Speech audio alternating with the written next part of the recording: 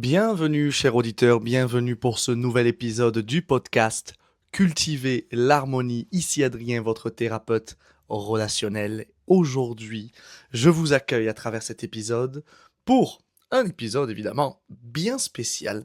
On va parler un peu plus spiritualité, on va parler un peu plus d'univers, d'énergie, d'attraction. C'est un sujet qui est passionnant, mais qui est malheureusement parfois mal compris, qui est parfois aussi détourné, dérivé. Je vois beaucoup de posts des fois sur Instagram sur nos capacités à vibrer, à avoir la bonne vibration, à attirer les bonnes personnes, etc. Bon bref, on va un peu décortiquer tout ça pour comprendre en quoi cela peut nous être utile d'attirer le bon, mais surtout lorsque l'on attire le mauvais. Alors avant de commencer cet épisode, je vous invite à me suivre sur les réseaux sociaux Adrien Homme Harmonie sur mon compte Instagram. Si vous avez des questions ou autres, n'hésitez pas à m'envoyer des messages, j'y répondrai avec plaisir. Et également, je vous invite à vous abonner à la chaîne YouTube si vous regardez l'épisode sur la chaîne YouTube. Je vais sortir dans pas très longtemps, je pense, de nouvelles méditations. C'est quelque chose que j'ai décidé de mettre en place et qui aide énormément les personnes que j'accompagne. Donc du coup, je vais accélérer un peu le processus. Et d'ailleurs, je pense que la prochaine méditation sera sur une méditation d'attraction, de visualisation, de positivité pour arriver à se projeter dans le futur, arriver à découvrir un peu ce que l'on souhaite dans le futur, etc. Qu'est-ce que l'on aimerait avoir, faire, mais surtout qu'est-ce que l'on aimerait être dans un futur proche comme un futur éloigné. Bon bref, je n'en dis pas plus, c'était le petit teasing pour ce début d'épisode. Alors, pourquoi aujourd'hui j'ai décidé de vous parler de cela? Il faut bien se rendre compte d'une chose, c'est que oui, dans la vie, on attire des événements, on attire des personnes, et ce n'est pas un hasard. Lorsque l'on attire, et on va se concentrer un peu sur les relations évidemment, souvent, lorsque l'on attire certaines personnes dans notre vie, c'est que l'on a toujours quelque chose à apprendre et où on a attiré enfin une personne qui va nous permettre d'évoluer. Le problème, c'est qu'on, malheureusement, parfois, et bien souvent d'ailleurs, pour évoluer, eh bien, on va attirer quelqu'un ou une situation qui ne va pas nous plaire, qui ne va pas aller dans notre sens, qui va nous faire vivre beaucoup d'émotions, etc., etc. Et c'est là, en fait, que le discours que je vais avoir va à contresens complet de tout ce que l'on peut entendre parfois sur des comptes Insta un peu spirituels de si tu attires des mauvaises personnes, c'est parce qu'en fait tu vibres une mauvaise énergie et du coup c'est limite un peu culpabilisant. C'est comme si en mode bon ben c'est ta faute si tu attires des mauvaises personnes, donc en fait c'est parce que tu vibres pas assez correctement. Euh, c'est pas du tout ça. C'est pas du tout ça. On va essayer de recorriger un peu les choses. J'avais fait un épisode justement où je parlais de ça, sur le fait de poser ses limites, etc. Pourquoi j'attire tout le temps les mêmes types de personnes, etc. L'épisode est très intéressant et il va vraiment compléter celui-ci. Mais c'est pas une question forcément de vibration. Lorsque l'on attire tout le temps le même type de personnes, c'est parce qu'on a quelque chose à apprendre et que l'on n'a toujours pas appris la leçon. Lorsque une femme attire constamment des hommes violents, alors que pourtant elle essaye de nouvelles choses, etc. C'est qu'il y a quelque chose qui bloque, il y a quelque chose qui fait qu'elle attire ce type d'homme-là. Et donc il va y avoir un vrai travail à faire sur soi-même pour comprendre qu'est-ce qu'elle a à apprendre à travers ces situations-là. Est-ce qu'elle doit apprendre à s'affirmer? Est-ce qu'elle doit apprendre à développer sa compassion pour la personne en face qui est violente? Est-ce qu'elle doit apprendre à poser des limites? Est-ce qu'elle doit apprendre à s'ouvrir à d'autres types d'hommes parce qu'elle ne se rend pas compte à quel point elle s'enferme vers un seul type de relation? Et pareillement pour les hommes. Si vous êtes un homme et que vous tombez constamment sur le même profil de femme, c'est qu'il y a quelque chose à apprendre. J'ai un ami, je pense qu'il se reconnaîtra en écoutant cet épisode, il attire tout le temps, depuis que je le connais, il attire tout le temps le même type de femme. Une femme qui est un peu plus contrôlante, qui porte un peu plus la culotte, qui est un peu plus sur ses côtes, qui est un peu plus dans une demande d'attention, qui est plus jalouse, qui est plus ci, qui est plus ça, qui, quand il joue aux jeux vidéo, elle va lui mettre la pression, etc. Bon, bref, il attire constamment le même type de femme. Et plusieurs fois, parce que je le connais depuis le collège, donc ça fait plus de 15 ans maintenant, et plusieurs fois, il s'est retrouvé dans des situations où, en fait, il quittait la personne parce qu'il n'arrivait plus en il arrivait en saturation, ou alors la personne le quittait parce qu'elle en pouvait plus, et en fait, il répétait tout le temps le même schéma. Et je lui disais, mais toi, ton challenge aujourd'hui, c'est d'arriver à poser tes limites. C'est d'arriver à penser à toi. C'est d'arriver à poser tes limites, à te faire respecter tes choix de des fois où tu as envie de jouer à la PlayStation tranquillement, tu as le droit. Mais c'est aussi d'arriver à comprendre l'autre, pourquoi elle vit ça, etc. À trouver et mettre en place des ententes pour partager des moments avec ta partenaire. C'est d'arriver à comprendre que toi aujourd'hui, tu dois poser tes limites pour te respecter, pour faire ce que tu as envie. Et en même temps, tu dois apprendre aussi à cultiver l'harmonie dans ton couple parce que l'autre, c'est ce qu'elle souhaite aussi. Il y a un juste milieu à avoir. Et tant qu'il n'aura pas réussi à mettre ça en place, il va attirer tout le temps les mêmes situations, donc les mêmes personnes, et donc les mêmes situations, et les mêmes personnes, etc., etc., etc. Et revivre, évidemment, les mêmes émotions, encore une fois, encore une fois. Alors, ce qui l'empêche, évidemment, lui, de réaliser tout ça, c'est qu'il y a des peurs, certainement. C'est même pas certainement, c'est sûr, c'est toujours le cas. Quand on a des blocages, peu importe les émotions, etc., il y a des peurs qui se cachent derrière, des croyances, donc. Et en fait, tant qu'il n'arrivera pas à gérer ces peurs-là, à comprendre le mécanisme qui se met en place et du coup à poser les actions intelligentes pour aller vers ce qu'il souhaite, il va revivre les mêmes émotions, les mêmes choses. Donc il pourrait avoir la facilité de dire oh, j'attire quelqu'un qui n'est pas. Je vibre mal, donc du coup j'attire tout le temps le même type de femme, etc. Non, à un moment donné, il faut arriver à voir les choses d'une autre manière. Si j'attire tout le temps ce même type de profil, c'est que j'ai quelque chose à apprendre. Et quand on est dans un schéma d'apprentissage comme ça, on ne peut qu'évoluer. Malheureusement, beaucoup de gens restent bloqués dans un schéma d'accusation, un schéma d'irresponsabilité où ils mettent tout le temps la faute sur les autres. Ouais, je suis tout le temps. Les mecs, c'est tous les mêmes. Voilà. Ça, c'est le discours des nanas qui tombent tout le temps sur des mecs qui les prennent un peu pour des jambons, qui se sentent trahis par les hommes, etc., etc. Le problème de ce schéma-là, lorsqu'il commence à se mettre et à s'implémenter, à s'ancrer dans notre cerveau, c'est que oui, en fait, tous les hommes deviennent des cons, en gros.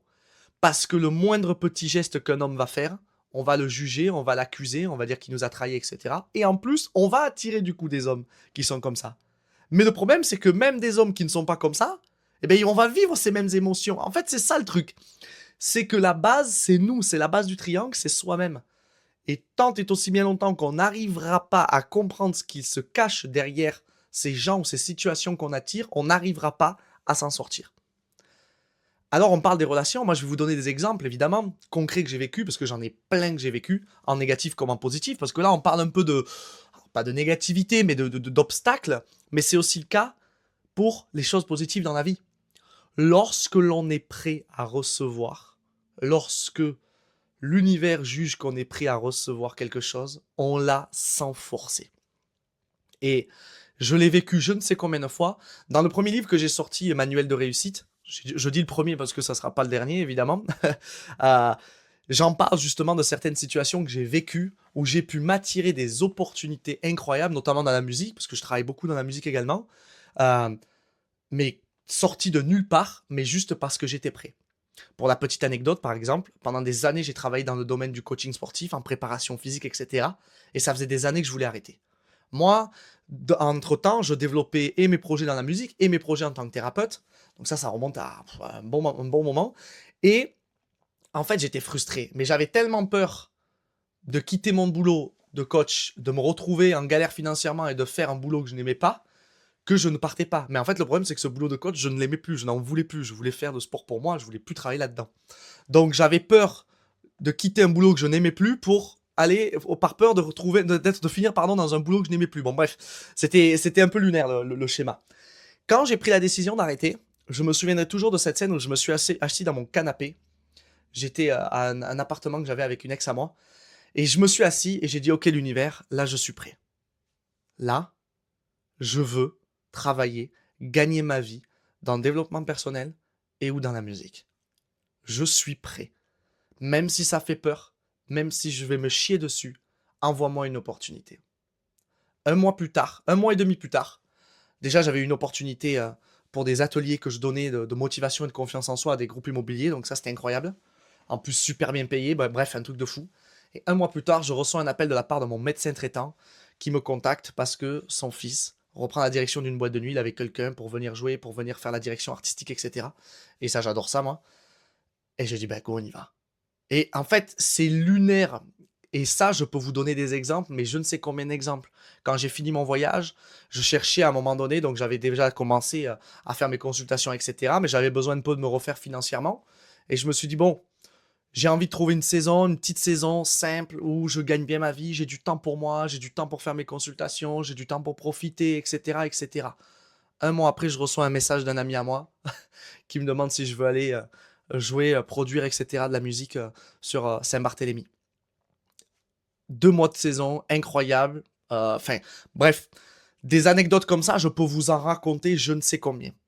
Et c'est pas une question de pouvoir magique, c'est une question d'être guidé, oui, mais on l'est tous. Mais c'est une question d'être conscient de ce qui se passe et de ce qu'on attire. Et de savoir qu'est-ce que j'ai à apprendre derrière. Il y a eu plein de situations où moi je voulais des choses. Et à des années après, je me suis dit, mais Dieu merci, heureusement que je ne l'ai pas eu. Parce que j'aurais pas été capable de gérer si j'avais eu ça ou ça. Je me souviens par exemple à une époque, il y a longtemps, je voulais vraiment percer dans la musique en tant qu'artiste, etc.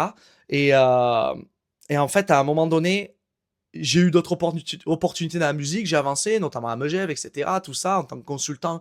Et des années après, je me suis dit, waouh, mais en fait, heureusement que ça n'avait pas percé, parce que je pense que je me serais détruit en plein vol. J'aurais explosé en plein vol. J'aurais pas été capable de gérer ce qui se passait là, ce qui aurait pu se passer, parce que j'avais pas les armes encore. Et tant qu'on n'est pas prêt, on ne reçoit pas ce qu'il nous faut, ce qui est nécessaire pour nous pour avancer dans notre vie, pour évoluer. Et c'est ça pour les relations également. Si vous êtes quelqu'un qui veut absolument trouver l'amour, etc., posez-vous la question si vous n'arrivez pas à le trouver, c'est que c'est peut-être pas le bon moment. L'univers, il a 3 réponses à un désir, un souhait que l'on souhaite. Un souhait que l'on souhaite. Il a 3 réponses. Soit il te dit non, j'ai quelque chose de plus grand pour toi. Soit il te dit oui, mais pas pour le moment. Soit il te dit oui, c'est en cours. Donc, quand on arrive à comprendre ça, on peut arriver à se détacher de plein de choses. Et donc, il est important de comprendre que l'on attire des choses positives comme négatives dans notre vie pour avancer. Moi, j'aime bien me dire que des fois, quand je traverse des épreuves, ça me prépare pour la suite. Là, par exemple, ces derniers temps, j'ai eu pas mal de péripéties parce que je suis un peu plus dans une routine. J'ai pris conscience de beaucoup de choses qui me freinaient, qui m'entravaient, qui étaient déjà là depuis des années, mais qui me faisaient beaucoup de dégâts.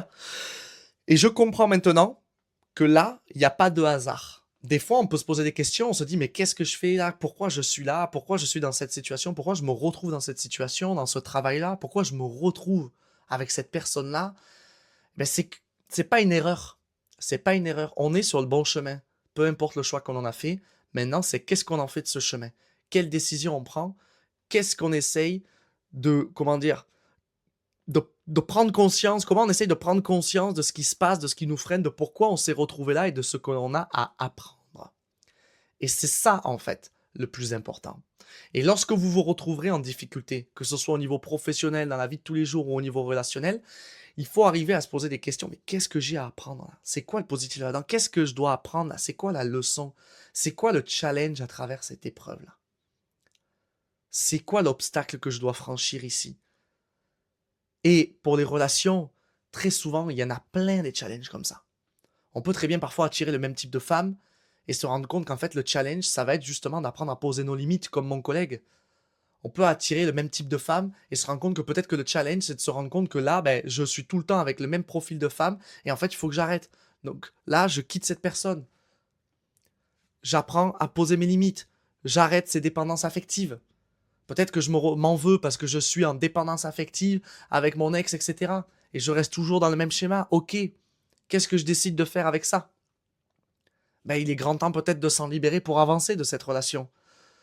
Il est temps de se libérer de cette relation pour avancer dans notre vie, pour s'ouvrir à quelqu'un d'autre. Mais derrière, il y a des peurs, c'est ça qui nous empêche. Donc en fait, encore une fois, est-ce que vous arrivez à avoir l'utilité justement d'être accompagné intelligemment, de faire des ateliers, de lire des livres adaptés à nos situations pour comprendre ce qui nous empêche d'avancer à travers ces obstacles-là, ces situations? C'est ça en fait. Moi, pour ma part, pendant 1 an et demi, j'avais été dans une relation, je me souviens, où c'était très compliqué. J'arrivais pas à partir, j'avais une dépendance affective, mais incroyable. Et j'en ai parlé justement dans un épisode de podcast qui a eu beaucoup de retours positifs d'ailleurs. Si vous êtes un peu dans un schéma de dépendance affective, je vous invite à aller l'écouter. L'épisode, c'est Je n'arrive pas à lâcher mon ex, je crois. Et en fait, je m'en voulais de rester, je m'en voulais. Mais ce qui est dingue, c'est qu'à la fois, cette relation était destructrice et à la fois, elle m'a tellement apporté. Elle m'a permis de passer des caps dans ma vie qui sont phénoménales. Elle m'a poussé à voyager, elle m'a poussé à aller participer à une retraite Vipassana qui a changé ma vie, etc. Et c'est là, en fait, que c'est assez drôle de voir comme une situation, une relation qui est sur le papier destructrice peut autant nous construire, en fait. C'est ça qui est fou. Mais encore faut-il être capable de le voir.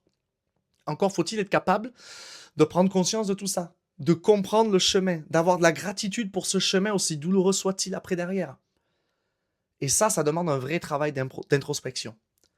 Et encore une fois, je reviens là-dessus, c'est pour ça qu'il est important d'être accompagné intelligemment, de trouver des personnes qui vont vous accompagner là-dedans, de trouver des livres adaptés, des ateliers ou autres, pour arriver à avancer efficacement et sortir de ces cercles vicieux.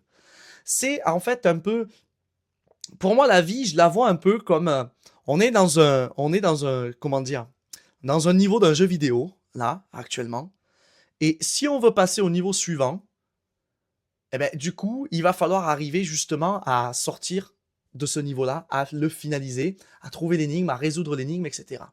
Et quand on résout l'énigme, on gagne des points d'expérience, on évolue, on gagne des cadeaux, etc., etc. Et puis on avance dans le jeu, en fait. On trouve des trésors, ce genre de choses. Donc en fait, c'est un mélange de positif, de négatif, de situations un peu compliquées, de joie, de peine, de tristesse, mais également de bonheur, de partage. Il y a tout un micmac. Et en fait, à un moment donné, quand on veut avancer, il faut arriver à sortir de ce niveau-là, de cet étage du donjon, pour passer à l'étage suivant, etc., etc., etc. Mais ça, seulement si on est déjà conscient d'être dans un système de jeu comme ça. Et de comprendre les règles du jeu nous permet plus facilement d'avancer vers ce que l'on souhaite et d'obtenir ce que l'on souhaite. C'est ça surtout. C'est ça. Comment veux-tu réussir, par exemple, à être un chanteur exceptionnel si tu as une peur bleue du jugement des autres et ou de partager ta sensibilité, etc. Que tu as peur d'être jugé. C'est impossible. C'est comme si tu voulais, par exemple, être hyper musclé, mais sans faire de sport. Ça n'existe pas, en fait. T'envoies un message contradictoire à l'univers. Je veux ça, mais il y a une partie de moi qui ne le veut surtout pas parce vulgairement, elle se chie dessus. Ben, c'est la même chose pour tout, en fait. Pour tout. Je veux une nouvelle relation, je veux vraiment m'ouvrir à quelqu'un d'autre, mais je suis toujours entravé dans l'ancienne relation que j'ai avec mon ex où on se voit des fois, on se voit pas, on se détruit, etc. À un moment donné, si je veux ouvrir une nouvelle porte, je vais devoir lâcher la poignée de celle que j'ai dans les mains, de celle de mon passé en fait, de celle d'une relation passée, de celle d'une rancœur passée. Je vais devoir lâcher cette poignée-là. Et lorsque je la lâche, je peux aller ouvrir l'autre porte un peu plus loin et m'ouvrir à d'autres choses. Et ce qui est délicat, en fait, c'est que l'inconnu fait peur. On ne sait jamais vraiment ce qui peut arriver, sur quoi on peut tomber, etc. Quels sont les enjeux derrière? Et encore une fois, c'est là qu'il est important d'arriver à prendre conscience de nos peurs, de nos croyances, de notre ego, c'est-à-dire la somme de nos mémoires passées, de nos croyances, parce que cet ego-là, c'est comme un frein à main qui est activé dans nos vies et qui nous empêche d'avancer dans notre vie, c'est-à-dire de nous épanouir, d'obtenir ce que l'on souhaite. Et peu importe, même si du jour au lendemain, vous obtenez tout ce que vous souhaitez, vous êtes riche, vous avez la santé, vous avez une femme, vous avez des enfants, vous avez une famille, vous habitez dans le lieu que vous voulez, etc., vous allez être confronté à d'autres obstacles. Les problèmes, il y en aura toujours dans notre vie. Si vous n'en avez pas, c'est que vous êtes certainement mort. Donc, même si vous obtenez tout, vous allez avoir d'autres problèmes. Peut-être que vous allez faire face à une routine qui vous met en difficulté.